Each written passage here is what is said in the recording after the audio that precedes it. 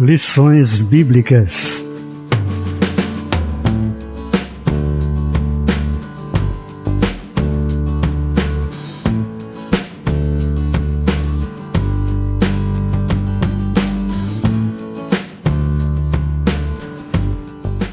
O propósito dos dons espirituais.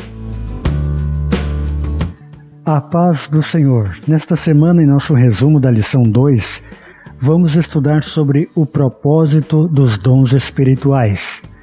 Os dons não são para elitizar o crente, edificando a si mesmo e aos outros, edificar todo o corpo de Cristo. Quer saber mais sobre este importante assunto?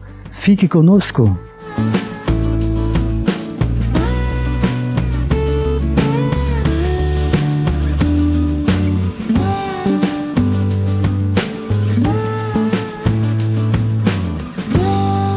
Assim também vós, como desejais dons espirituais, procurais sobejar neles, para a edificação da igreja. 1 Coríntios capítulo 14 e versículo 12.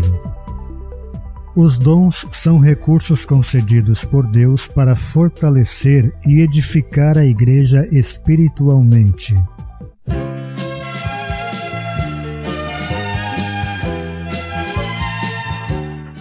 Vamos estudar sobre o propósito dos dons espirituais.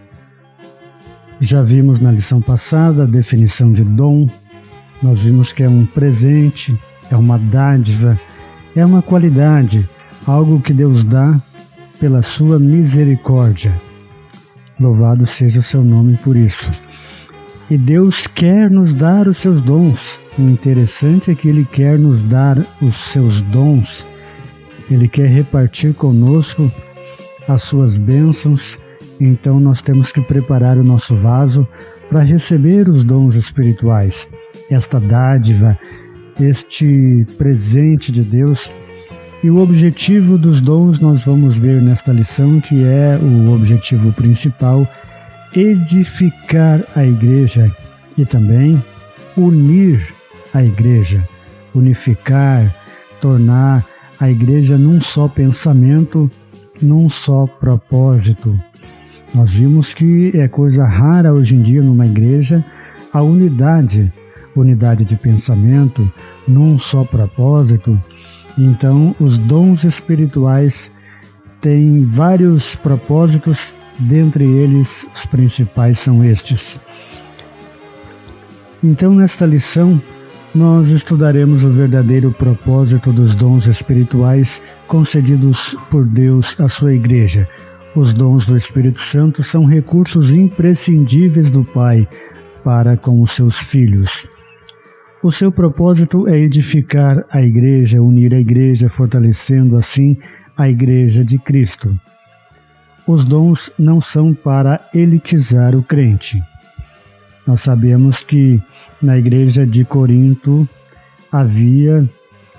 eles faziam uma festa antes da ceia, era a festa do amor. Então ali eles levavam comida, cada um levava comida para comer com o seu grupinho de amigos. E é como hoje nós vimos em algumas igrejas, os grupinhos, as panelinhas e um grupinho de pessoas, né? Só que no caso dos coríntios, eles faziam isso e deixavam de fora os novos convertidos, e os menos abastados ficavam de fora, tornando uma tristeza para eles, um constrangimento, deixando eles de fora desta festa e dessas refeições. Paulo precisou intervir, porque depois na ceia, Paulo disse então que se eles tivessem fome, eles que comessem em casa, que esperassem uns pelos outros para participar da ceia. Então nós vimos que na igreja de Corinto, que era uma igreja numa cidade relativamente rica, uma cidade economicamente rica, nós vimos que havia recursos, e ali estava a igreja de Corinto. Ali estava a igreja que Paulo tinha fundado. No início da epístola, Paulo fala a respeito dos santos. e logo em seguida fala sobre a carnalidade deles.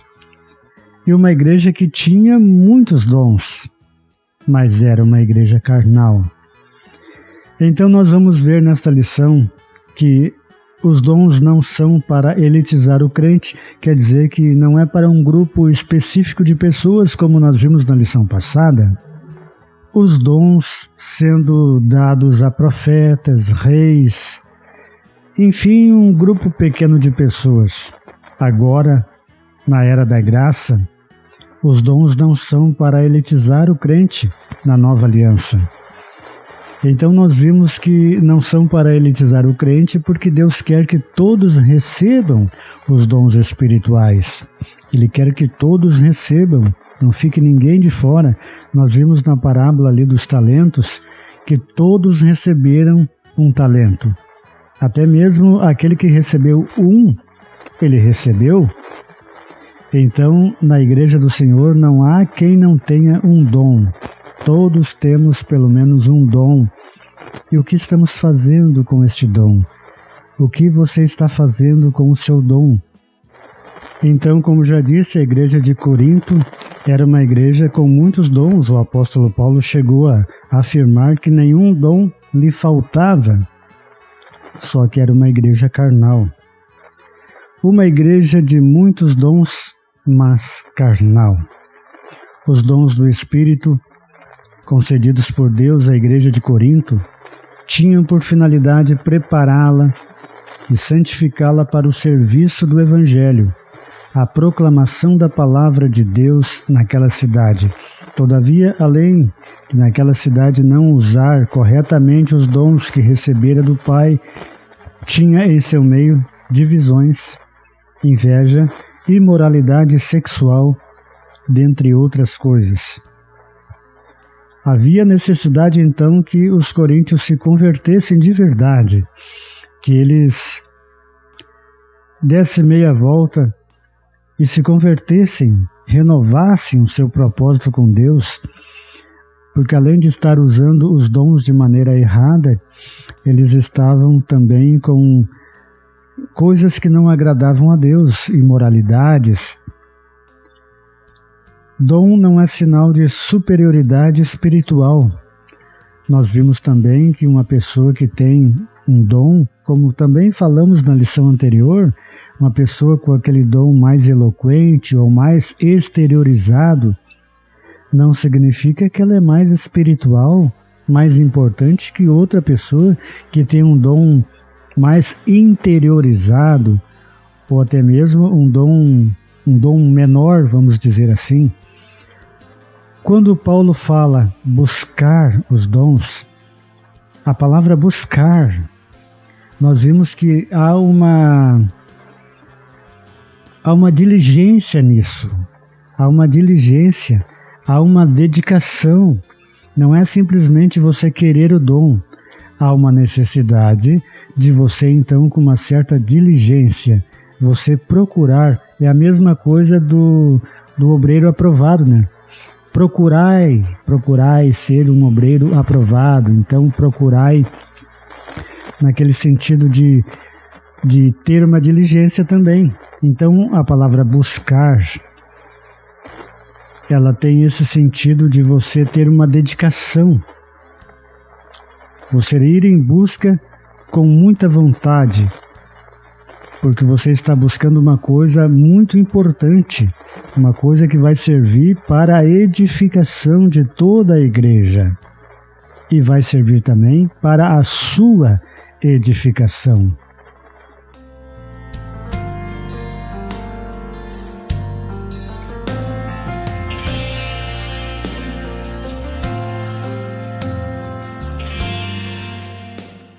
Então nós vimos que uma igreja onde há dissensões, carnalidades, invejas, tantas coisas que não agradam a Deus, não pode ser chamada de uma igreja que agrada a Deus. E os dons espirituais, então, têm que estar presente na igreja para que não haja esse tipo de coisa. Então Paulo estava advertindo aos coríntios que usassem os dons E isso não era também um sinal de espiritualidade, porque havia carnalidade, havia dissensões, havia invejas, havia tudo isso, mas havia também os dons. Então, algumas vezes a pessoa acha que por ela estar ativa com o dom, está trabalhando com o dom, é sinal de aprovação de Deus para com a sua vida, para com as suas atitudes. E se ela estiver numa vida de desagrado para com Deus, então não significa o uso dos dons que Deus está aprovando as suas atitudes e a sua vida desregrada. Nós vimos também que não foi por acaso que foi colocado entre o capítulo 12 e 14 sobre o amor. Nós vimos que sem o amor nem adianta os dons. Para que servem os dons sem o amor? O que você vai fazer com os dons se não tiver o amor? Então você precisa exercer o amor, como falei a respeito da festa do amor, antes da ceia, que os coríntios faziam. Cada um levava alguma coisa, mas os mais pobres eles deixavam de lado, os novos convertidos ficavam de lado. Então isso causava uma tristeza, causava um constrangimento entre eles. Então onde é que estava o amor? O amor de Deus. O amor de Deus, alguém pode perguntar: como assim Deus nos ama? Ele tem como provar isso? Que Ele nos ama? Sim, Ele nos ama e Ele enviou o seu Filho. Então há um amor e há uma ação. Então uma ação, há um amor com ação. Por exemplo, é muito fácil dizer eu te amo, mas sem ação.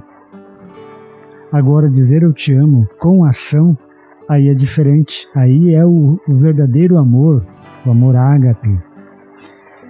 Por exemplo, o amor, falando em dons que necessitam do amor para ser executado, os dons espirituais, então nós vimos que o amor é paciente, quer dizer, ele é lento para perder a paciência, não demonstra irritação ou ira. Então o amor, como já disse, mas eu gosto de repetir, ele é acompanhado de ação. Então assim podemos chamar de amor.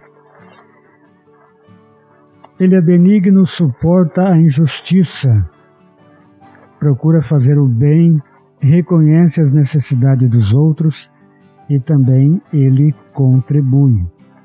Então nós vimos algumas características do amor e alguém pode perguntar, mas o que isso tem a ver com os dons? Não estamos estudando sobre os dons? Sim, mas nós estamos vendo nesta mesma lição que os dons não podem ser executados sem o amor. Porque como que eu vou lhe entregar uma profecia se eu não tiver amor por você? Como que eu vou orar para que Jesus efetue alguma cura em você se eu não tenho amor por você? Então o amor tem que estar presente, tem que ser exercitado na minha e na sua vida.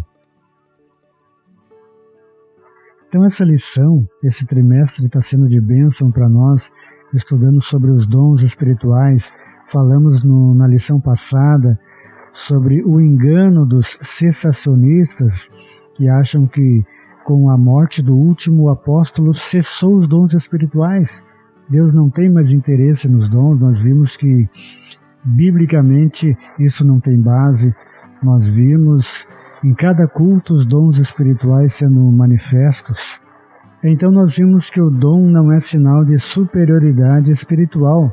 Não é porque alguém tem um dom mais eloquente, mais exteriorizado, que ele é mais crente que os outros. Como alguns que até ao falar em línguas gostam de falar bem alto, para que todos ouçam, todos vejam que ele é mais espiritual do que todo mundo, né? E nós vimos que não é assim. E ainda mais que o falar em línguas edifica a si mesmo, né? Ele com o seu espírito está falando bem, né? Mas com o seu intelecto não está sendo inteligível. Na questão também, quando Paulo diz que é para nós sobejar nos dons, então quer dizer que nós podemos ter mais de um dom e também devemos ser frutíferos nos dons. Quer dizer, nós devemos trabalhar com aqueles dons que nós recebemos. Devemos fazer a obra de Deus com os dons que Cristo nos deu. Então, sobejar neles, quer dizer, devemos trabalhar com esses dons e podemos ter até mais do que um dom. Quando nós lemos a passagem dos 10 talentos, significa que ninguém fica sem receber um talento, ninguém fica sem receber um dom. Cada crente tem um dom ou um talento. Nós vimos também a diferença entre dons e talento. O talento é uma coisa que ela pode ser aperfeiçoada. Nós vimos a pessoa cantar, pode aprender, fazer aula de canto. A pessoa tem um dom da locução, pode fazer um curso de locução. A pessoa cuida do som da igreja, pode melhorar, pode aprender o que é grave, o que é agudo, o que é um médio, né? Pode fazer um curso de mesa de som, trabalhar. E a gente fala isso porque a gente vê as dificuldades em algumas igrejas com relação ao som, né? Então, talento, a pessoa gosta daquilo, tem talento para aquilo, então o talento ele pode ser melhorado, pode ser aperfeiçoado. Já o dom, ele vem completo. Claro que há casos que a pessoa precisa exercitar a ética no dom. Nós vimos aí pessoas entregando profecias, às vezes que seria para uma pessoa só, chegar na pessoa ali em particular e entregar uma profecia, ela em público não quer nem saber, chega e já vai entregando alguma coisa que às vezes é de fora íntimo. A pessoa aprender a ter ética no seu ministério de profeta, no seu ministério de entregar alguma coisa de Deus, ao falar línguas, de repente, às vezes é para entregar para toda a igreja, outras vezes é particular, chamar a pessoa num canto e então o dom ele vem completo, mas há algumas nuances, algumas coisas que a pessoa pode colocar o seu conhecimento, como falei agora, né, sobre a ética, de não expor a pessoas a todo mundo, se não há necessidade, se for uma coisa de fora íntimo. Edificando a si mesmo e aos outros. Edificando a si mesmo. Então a pessoa fala em novas línguas, em língua estranha, ela está edificando a si mesmo, e quando há interpretação desta língua, o que Paulo estava incentivando os irmãos, para que aquele que fale em línguas ore para que Deus dê a interpretação. Ou seja, a pessoa que fala em línguas, ela pode também receber do Senhor o dom de interpretar a língua para que tanto ela seja edificada, quanto os outros também seja edificado. Então, o Paulo não estava proibindo que se falasse em línguas estranhas, edificando os outros. Os crentes de Corinto falavam em línguas, exerciam vários dons espirituais, mas parece que eles não se preocupavam muito em ajudar as pessoas. Por isso, o apóstolo lembra que os dons só têm razão de existir quando o portador preocupa-se com a edificação da vida do outro em Cristo, do outro irmão em Cristo. Então, aí há a edificação. Edificando até o não crente. Então, falar em línguas com a devida interpretação faz com que o não crente entenda a mensagem e seja também abençoado. Você imagina um de nossos cultos com alguém falando em línguas o tempo todo e a pessoa não crente ali assistindo o culto não é edificada, não tem como aceitar a Cristo como Salvador porque não está entendendo a mensagem. E ainda há pessoas que falam em línguas o tempo todo, em volume elevado, atrapalhando a pregação da palavra, porque a profecia maior é a palavra de Deus. A palavra de Deus, a Bíblia, é a profecia maior. Inclusive, um profeta, alguém que vai entregar um recado de Deus, seja em profecia ou falar em línguas, porque o falar em línguas com a interpretação é uma profecia, equivale ao dom de profecia. O dom de línguas com a interpretação equivale à profecia. Um profeta, uma pessoa usada por Deus para entregar alguma coisa para a igreja em línguas ou numa profecia, jamais vai contradizer o que a palavra de Deus diz. Uma pessoa Deus jamais vai usar alguém para desfazer um casamento, para fazer intrigas entre obreiros. Alguns dizem que não coube tudo na Bíblia, então há necessidade de alguma coisa por fora, né? Então nós sabemos que tudo que o homem precisa para a salvação de sua alma está na Bíblia.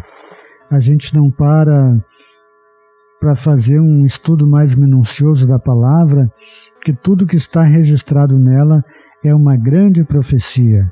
A Bíblia é o jornal de amanhã. Então, você que chegou agora no canal, seja bem-vindo. Esse é o canal Redescoberta da Palavra, um canal exclusivo para resumo das lições bíblicas. Edificar todo o corpo de Cristo. Os dons na igreja. Na primeira carta aos Coríntios, Paulo ele dedica 2 capítulos, o 12 e o 14, para falar a respeito do uso dos dons na igreja. O apóstolo mostra que quando os dons são utilizados com amor, todo o corpo de Cristo é edificado. E às vezes a gente procura na oração, procura um consolo, às vezes procura um conselho de alguém, de um obreiro, ou de um amigo, de uma amiga. E nós vimos que nos dons, Deus nos deixou os dons para nos edificar uns aos outros e também edificar a nós também. Então, as ferramentas estão aí para que sejam utilizadas para a nossa edificação. Deus não nos deixou órfão, Ele não nos deixou assim, sem um amparo, sem um subsídio.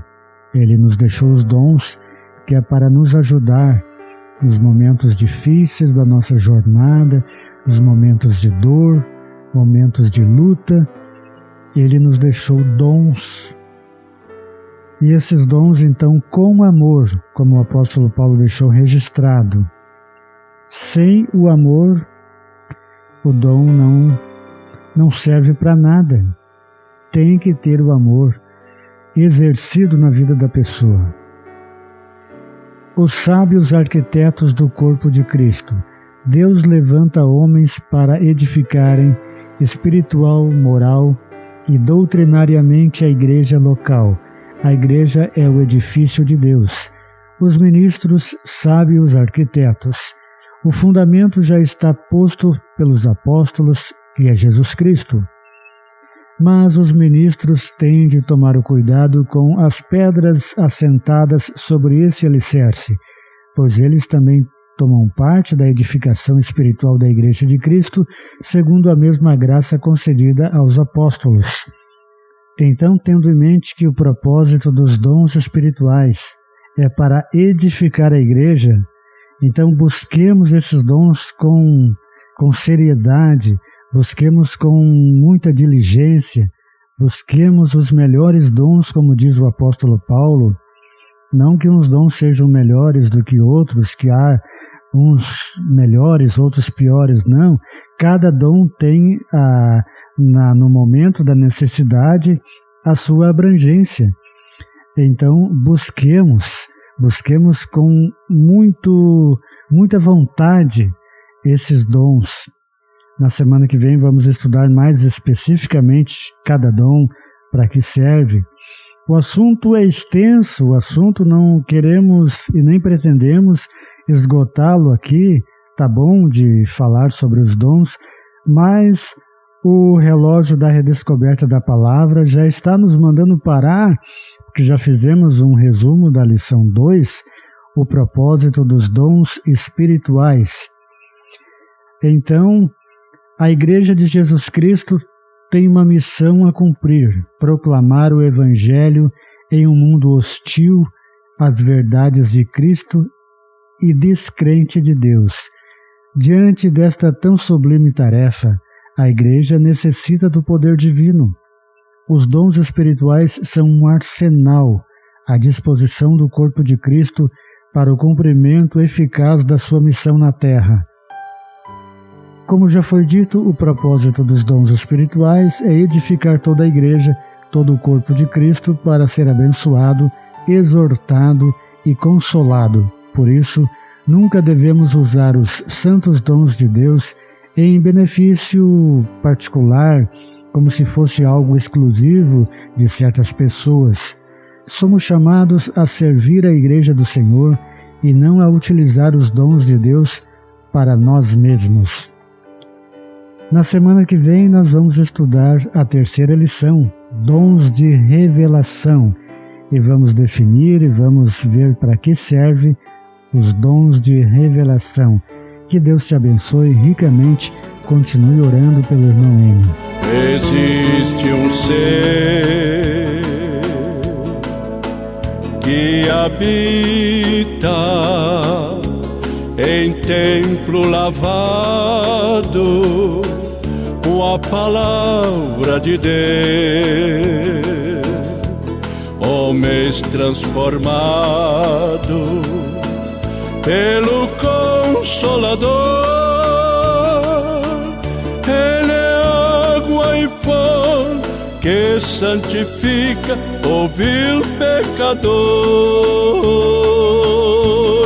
Espírito Santo é seu nome,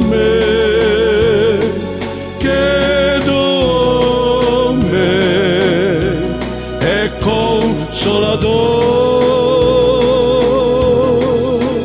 que intercede por nós em oração.